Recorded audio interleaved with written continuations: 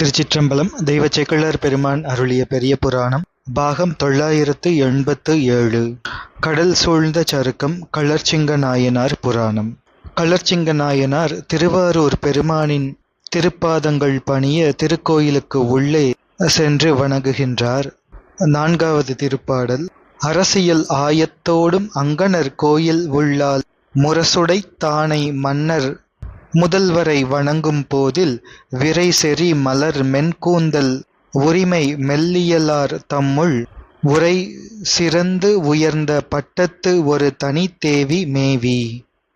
மன்னரான கள்ளர்சிங்க நாயனார் 5 வகை அரசு உரிமை சுற்றத்தார்கள்.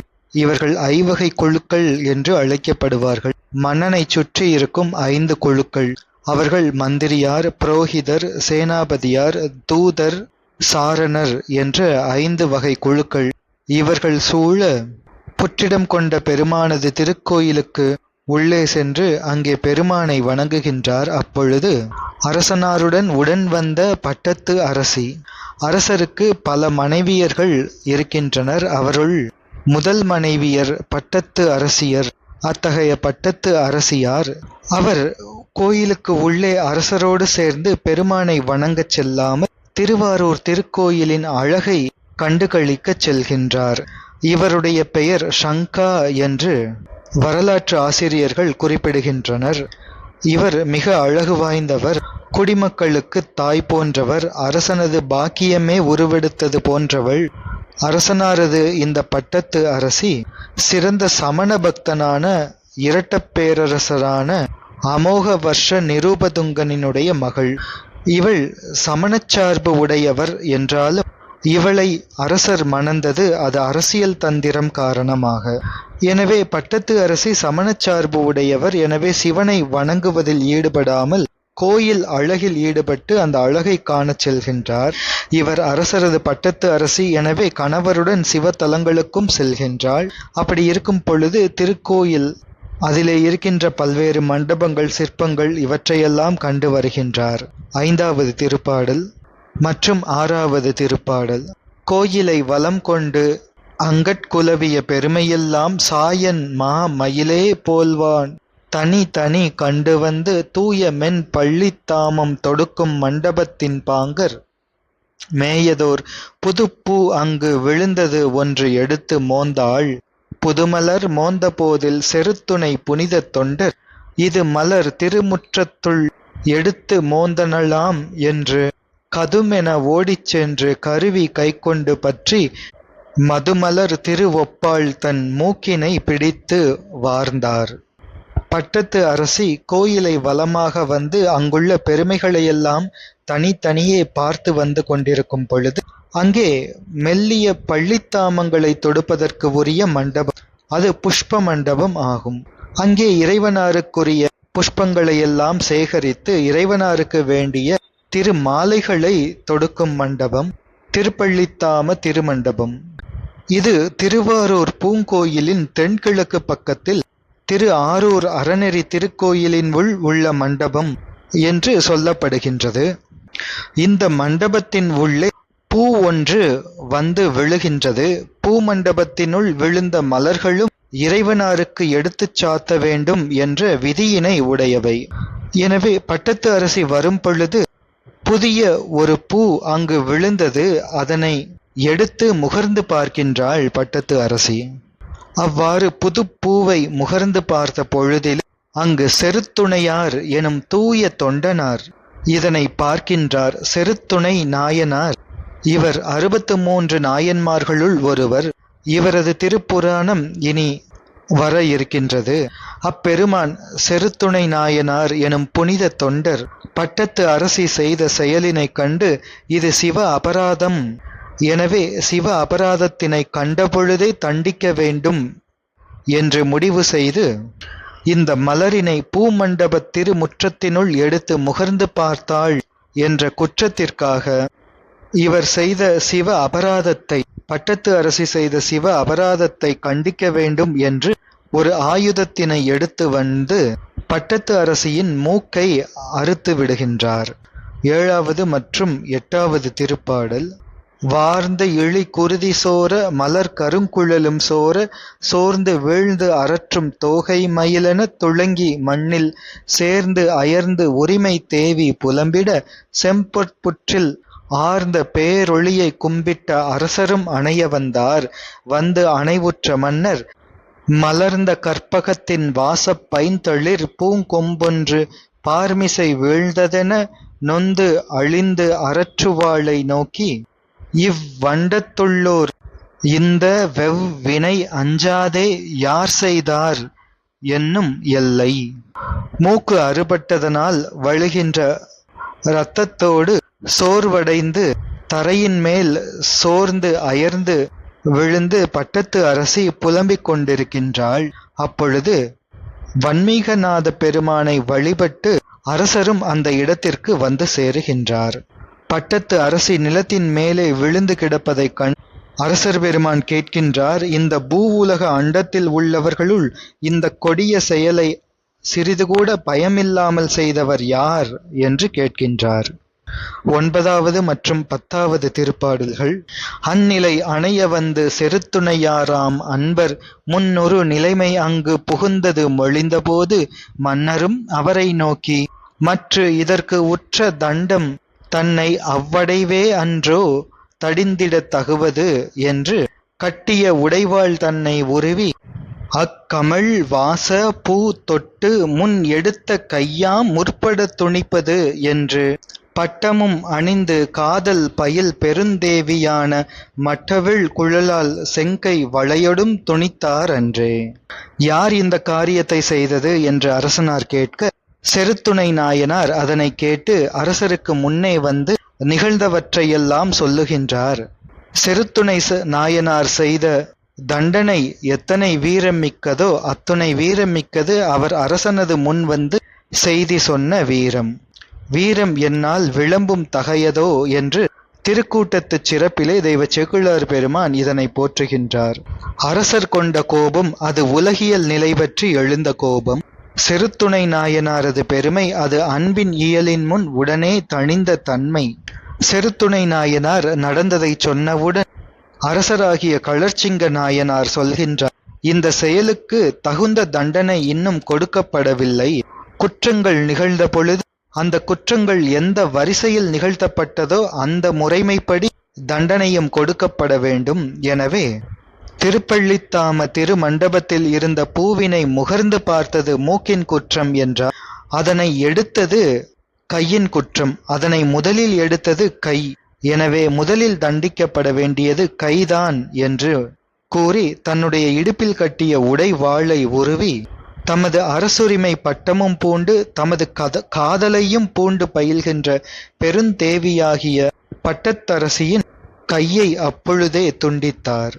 சிவபெருமான் திருப்பணியின் முன் இந்த உலக பாசபந்த தன்மைகளெல்லாம் வலிமையற்று ஒழிந்தன என்பதே அடிமைத்திறம், அரசனாரது அடிமைத்திறம்.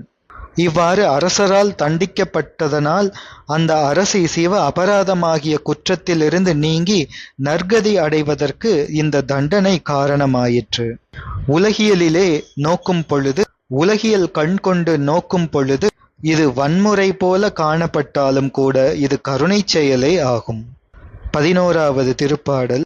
ஒரு தனி தேவி செங்கை உடைவாளால் துணித்த போது பெருகிய தொண்டர் ஆர்ப்பின் பிறங்கொலி புவிமேல் பொங்க இருவிசும்பு அடைய ஓங்கும் இமையவர் ஆர்ப்பும் விம்மி மருவிய தெய்வ வாச மலர் மழை பொழிந்ததன்றே.